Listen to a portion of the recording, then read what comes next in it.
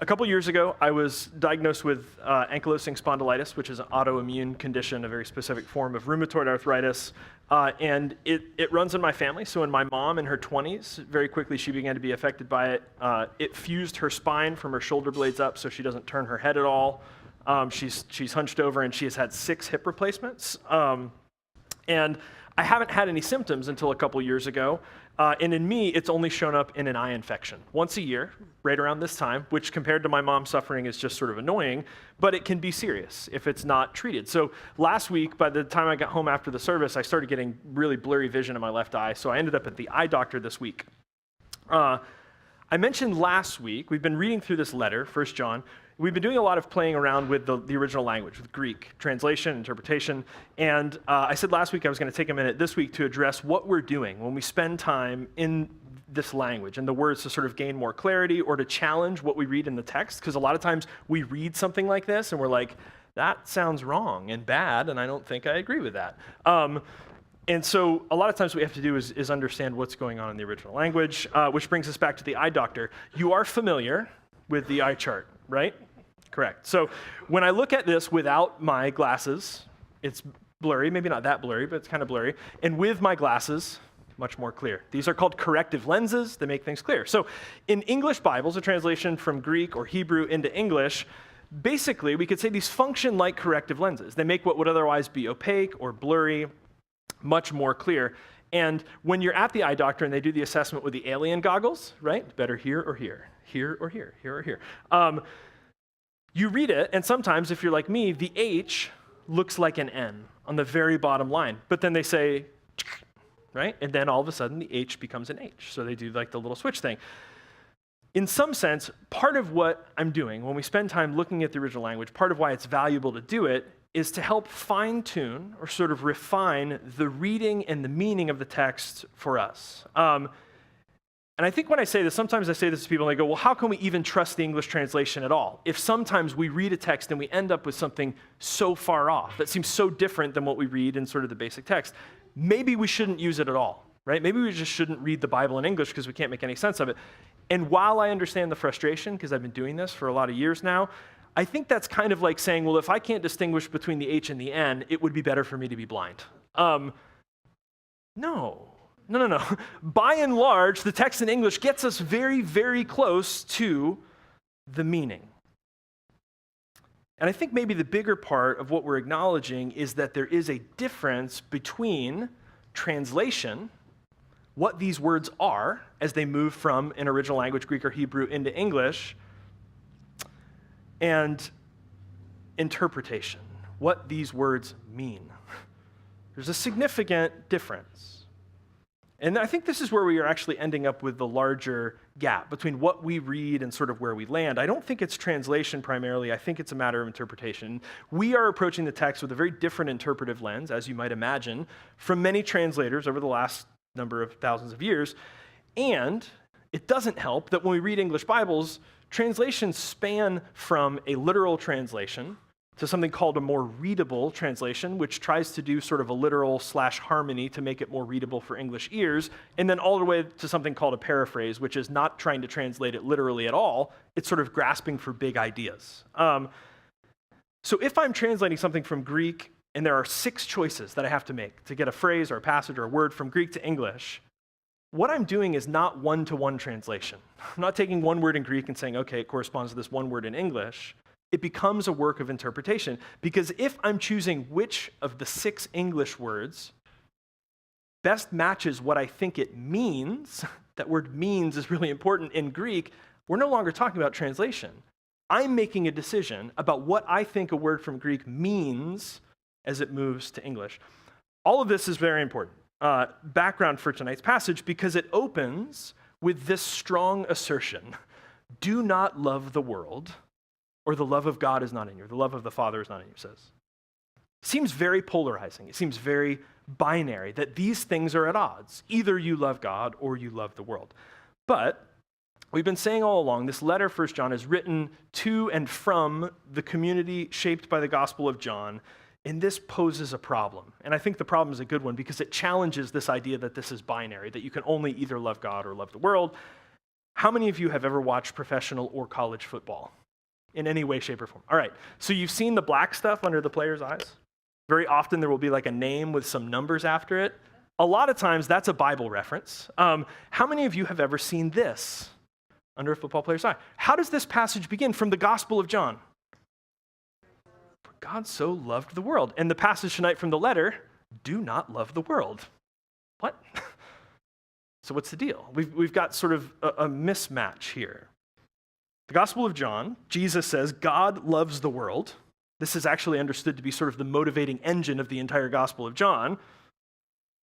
And the understanding also in the Gospel of John is that we are supposed to achieve oneness with God, some sort of God consciousness, the experience of interconnectedness of all things between people and God and the world and the universe.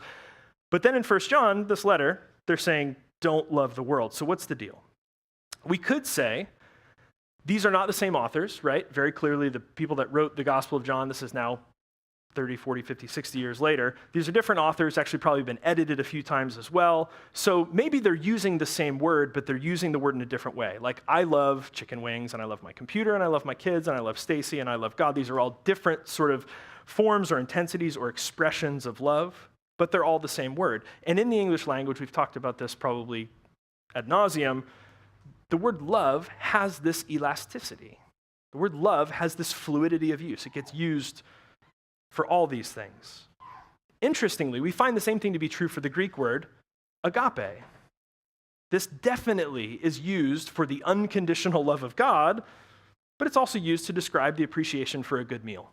It has this same elasticity. So yeah, this could be sort of a varied use. It's the same word, it's being used in a different way. Part of what I love, the beauty of ambiguity, is that we don't know how John 3:16, nor how the editors of 1 John intended these words to be used. They didn't tell us.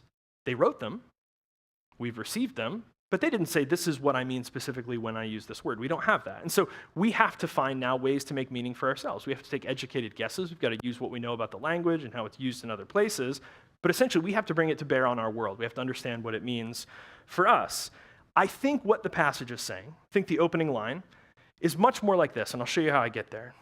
Be careful how enamored you become with the things of this world, because they can make it tough to experience God. So rather than that very hard and fast, don't love the world or you can't love God, and if we're being even more plain, be careful how attached you become to the conditional, because it can make it tough to experience the unconditional. And I think a lot of you said this in different ways in your comments about materialism. So ultimately, I think this passage is about the problem of attachment, which I think is sort of back to what Stacy said. It's not necessarily always the things, it's about our posture towards the things. And I think Frank and Lise were saying that as well. We begin to see this in the next verse. For everything in the world. So apparently we're already not talking about the world, nature, creation, the cosmos, reality as we know it. We're talking about some specific things in the world. They go on with these beautiful examples, the lust of the flesh, the lust of the eyes, the pride of life. I want to pause because these three phrases present such a perfect opportunity to show you what I mean when I talk about the value of taking some time to look at the language, to talk about the difference between translation and interpretation. The first phrase is the epithumia of the sarkos. So epithumia is actually a neutral desire. This desire can be for good things, it can be for bad things. It's actually a very generic, general kind of desire. It's like the word love. It has this wide range of elasticity. It can be used for a lot of things. It can be, I want some Thai food, and it can be this impassioned lust of, I want you, right? It spans that. It can mean all these things, that kind of breadth of desire. And then the word sarkos translates flesh. Interestingly, in the New Revised Standard Version, this is a very literal translation. This is the translation used by the Academy. This is the text I require for all the students in the religion department in my classes at Stetson. The NRSV translates it desires of the flesh rather than lust of the flesh. But in our reading in the NIV, we get lust of the flesh. And then I love this. I kept looking. There's an updated version of the NIV, today's New International Version, that goes even further. The cravings of sinful people. So we got from a literal translation from the desires of the flesh, this is not a one-to-one translation. The cravings of sinful people. Somewhere along the line, somebody decided that this is a negative sort of desire. We go, how in the world did we get there? What's happening is some translators over time are interpreting this through the lens of Paul, who uses the phrase sarkos to mean sinful people, or the desires of sinful people, that these are bad desires. They sort of made this decision, these are negative things. The problem is, the letter of 1 John, coming from the community of John, the Gospel of John begins with these words, the Word became sarkos. The Word did not become the cravings of sinful people, right? The translation we use is the Word became flesh, the idea that God is somehow mysteriously present in humanity. So this is no longer translation, right? This is interpretation. Somebody's decided to make this choice. And we're gonna side with the letter of 1 John, with the John community, who uses this more neutral understanding, the desires of the flesh. I think we might actually say human desires, the desires of the human body. And are some of these good desires? Are some of these beautiful and life-giving desires? Absolutely. Can some be abused? Can some turn self-destructive? Absolutely. That's the point. These are neutral desires. They're desires. They can be great. They can be horrible. They're desires. So let's say the desires of the body, right? All kinds, good, bad, whatever. And again, the next phrase starts with the same word, epithumia, that same neutral desire, the desires of the eyes. And yet again, we get the translation, the lust of the eyes, from the more neutral desires of the eyes. This is another interpretive decision to read this negatively. In reality, again, did the neutral desires of the eyes include lust of the eyes? Absolutely. Did they also include beautiful desires? To look at paintings, to see sunsets, to appreciate form, to look at architecture, to view a landscape? Yeah, these are all the desires of the eyes, and they're not bad things. They're actually really good things. The point is, these are neutral. They're neither good nor bad. And all of these things are in the world. Desires of the body, the desires of the eyes. And the last one is the pride of biou, from the root word bios, the pride of life, which is actually a pretty good translation. But there's a nuance in the Greek language, and this actually has to do with livelihood. This has to do with how a person makes their living. So we might say the last one is not the pride of life, but the pride of livelihood. And by the way, what do you do for a living? And how much do you make? And what neighborhood do you live in? And where do your kids go to school? And what college did you attend? And what kind of car do you drive? Do you understand? This is the pride of biou, the pride of livelihood. And again, is some of this good? Should we have positive self-esteem about the things we've worked for? Absolutely. Can it also be problematic? Yeah. I think Stacy said this. If this is all that defines you, you're going to be in real trouble when the economy crashes, or when your practice closes, or when the partnership dissolves, or when the market changes. If you've got everything tied up in the pride of your livelihood, you're going to be in trouble because that stuff changes. All of this to say, one translation leaves this open and neutral and says that people have desires, people connect with things in this life, and then another translation makes the choice to read this in a much more dark and sinful and negative and sort of that guilt, shame kind of way. So these are two English renderings, very, very different meanings. And we're going to side with the neutral one, but even if we do, the point of all of this in the letter is be careful how attached you get to these things. Many of them good things, beautiful things, life-giving things. Because again, the issue is not the things. The issue is careful how you get attached to those things. Why? And he says this in the next phrase. Because these things are passing away. And Robert's illustration is perfect. To be able to hold a guitar and know that the guitar is already gone, right? To hold a mug and say the mug is great for what it is, but it's already broken, right? It will pass away. And I love this because he doesn't say the world and these desires, these things are evil. And he has no problem talking about evil elsewhere. That's just simply not what he's saying here. He's saying these things are passing away. They're passing away. And since these are good Jewish mystics, they're steeped in the wisdom tradition, you get the sense that these writers have read the wisdom in the book of Ecclesiastes, where the author says the world is vapor. The world is mist. It's passing. And we see this thread actually run throughout the narrative of the scriptures, in which the tradition over and over and over is trying to help people see that there is a deeper experience of life.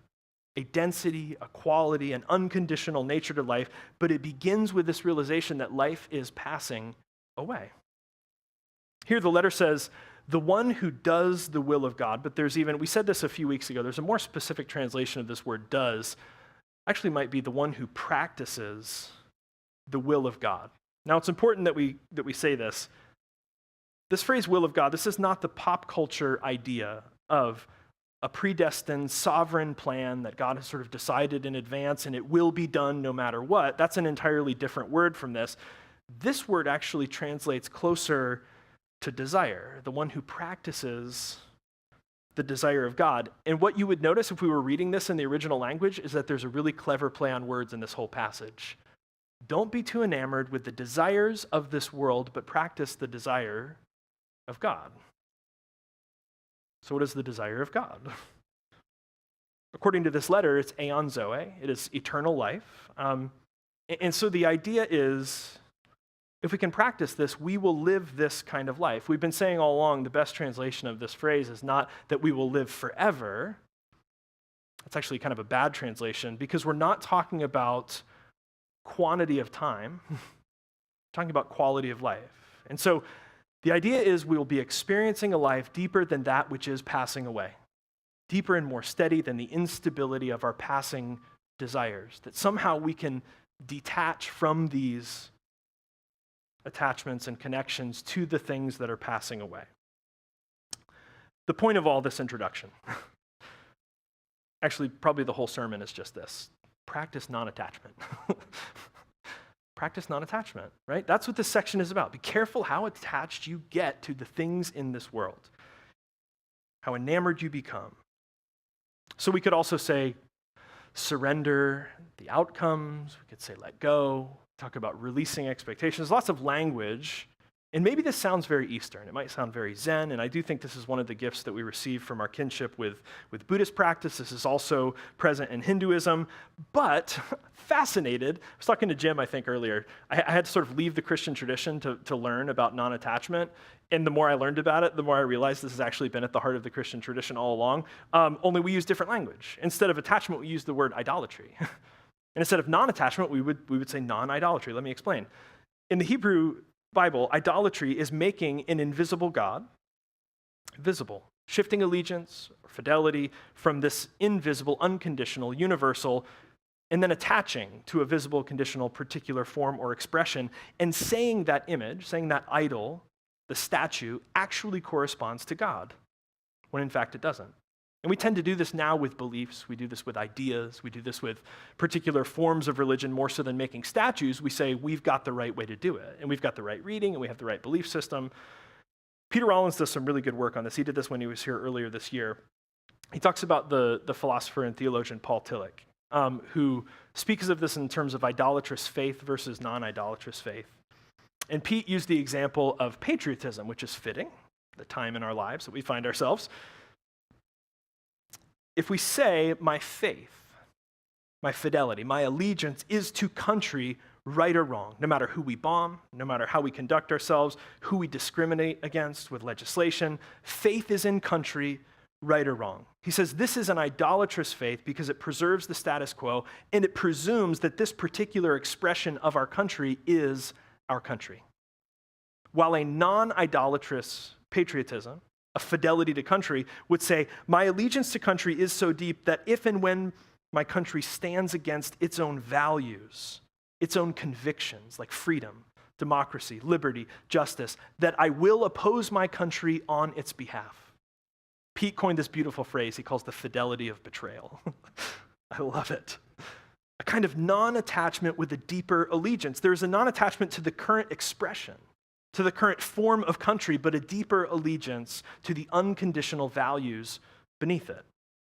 And we don't have to imagine this, right? All we have to do is turn on the news because this is happening right now with figures like Colin Kaepernick and sports teams and public figures around the country who are standing against the way things are as a form of fidelity to this nation, protesting against the attachment that so many people have to defending the way things are. This is happening also right now in Western Christianity, thank God. It's about time, because folks are saying we can't remain attached to the status quo and the institution as is at the expense of LGBTQ equality, at the expense of racial equality, of global environmental intervention, of horrific theology guilty of dehumanizing and degrading other religions. We can't go on doing that just because it's what's been done for the last several hundred years. Instead, people, more and more people, are detaching from that so that we can moor ourselves to a deeper anchor, to the values that are actually underneath that. The unconditional values that are harbored and called for in the name of God and in the life of Christ, values like justice and peace and equity, sustainability, hospitality, grace, forgiveness, and love without condition. So back to this passage. When we're warned not to become too enamored with the things of this world, it's not just we have some desires, right, what feels good, sort of pleasure. It's not just we have the desires associated with our eyes, what looks good, pleasure. And it's not just the pride of our livelihood, pleasure and power and status that's associated with wealth and how we make our money. Because keep in mind, these are all still neutral desires. The problem isn't the desire. Because many of these are really, really good desires. The problem is how we attach to them. When we allow these desires to become fixed, when we become too attached to that thing or that feeling or that way or that lifestyle, that we cling, that we can't bear to think of change, that we can't release it, that we can't surrender a particular outcome, we've then lost sight of the life beneath the life. The unconditional beneath all of those conditions, the universal behind each of those particulars. All of which, that expression of life, all those conditions, all the particulars, the author reminds us, these are passing away. Cup's already broken. The guitar's already gone. And when we can't detach, when we can't let go, when we cling to these idols as absolute, when we attach unconditional significance to the conditional, when we ascribe infinite value to the finite, this is the source of so much pain. So much pain when they do inevitably pass away, and they will. They will. These things, these finite things that we attach to, they will pass away. So the authors are saying there is a life, right? They call it eternal life, but there's this kind of life, this depth and quality of life, which can be free. And if we're being honest, probably not totally free, because this is the real world, but we can probably be more free from the suffering that comes from attachment. The authors think this is possible. They say, we've experienced this, we think this is possible for you too. And we've practiced this exercise very recently because we just boarded up houses and we just moved junk out of the front and backyard, or else you chained it to the chain link fence like I did, or threw it in the pool. And we prepped with rations and we hoped for the best for our stuff and for our homes and for our businesses. Absolutely. But what I saw also over and over on social media is that we're also very aware that the stuff in danger of passing away, or in this case, blowing away or washing away or whatever, is far secondary to the lives and the relationships, the presence and the meaning, to Frank's point, that is shared between people gathered around that stuff. And this is a really simple, tangible reminder this weekend. And yes, even the people are passing away, right? And that's tough to wrap our minds around. But I think that's also why we kept hearing the phrase, if you have to evacuate, don't be stupid, evacuate. Hunker down, stay safe, be smart. You're more important than your house, than your business, than your whatever. People are saying human life is the value. And I think there's a reason, I find this so fascinating. There's always a reason that someone has to level a warning. Right? And I love this. When I read a rule and I think about the fact that there's a reason the rule exists, that somebody tried it, like whatever the ridiculous behavior is. So right after Hurricane Bertha, I think it was in 1998, a bunch of friends and I went wakeboarding through our neighborhood behind my friend's 4x4 Jeep, and we got pulled over. It's like 6 inches of water with a wakeboard behind a Jeep. And sure enough, on the news that night, no recreational water sports in public roadways. There are reasons people issue warnings. There are reasons these rules get created. So the reason this author has to write this is because things in this life are sticky. Like we said, these desires, these things, they're all really, really good, and they're meant to be. This is actually at the heart of the Christian tradition, that the world is good, that material is good, that the body is good, right? At the end of the creation poem, God says it's good. And in fact, about people, it's very good. right? The fruit of the tree is good. It's pleasing for the eye. It's good for food. The things in this world are sticky because they're good and pleasing and enjoyable and beautiful, and they're meant to be enjoyed, and so it's easy to get stuck because our natural inclination and posture is not Teflon, right? We get stuck to things. It's easy to attach to the finite, to the conditional, to these idols in particulars, because they tend to look good and they tend to make us feel good, and especially when they prop up our sense of power and pleasure and praise and safety, we get stuck because that stuff feels really good. So I think the warning is actually first in admission that the things in the world are really sticky and it's really easy to get stuck. And then I think the invitation is this: practice sort of the catharsis of peeling Velcro. If you love that sound, think about that. Practice unsticking. And remember, we've said this, I think now 2 or 3 weeks in a row, these authors have an extraordinarily high view of their audience. They've said just in the first 2 chapters, they say, we've experienced this kind of unconditional life, and we know that you can too. That this way of life, unstuck, unattached, has empowered Jesus to love people unconditionally, and they say, we've seen that kind of love in you also. They say the light of this unconditional life, this non-attached life, is already shining in you.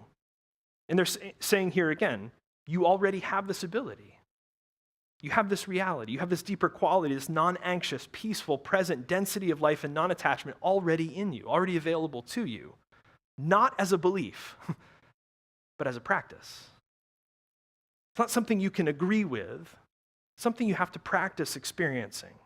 Practice non-attachment. So the hurricane has prompted this, right? Where we run the worst case scenarios in our head. Everybody in the house blows away, we lose everything, the insurance doesn't cover it. As long as we're okay, that's all that matters.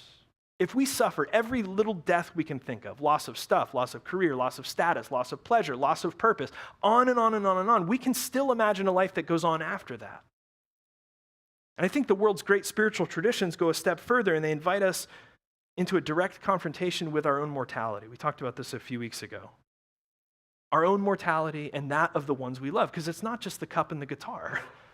It's coming to terms with the fact that I'm not going to be here forever, and that the people that I love most are not going to be here forever. I think this is one of the most important reasons for us to practice the Eucharist, this non-attachment, every single week, because this is a meal that puts us face to face with mortality. And I think any other way that we try to spin this in some sort of triumphal or victorious way misses the truest value of what's going on here.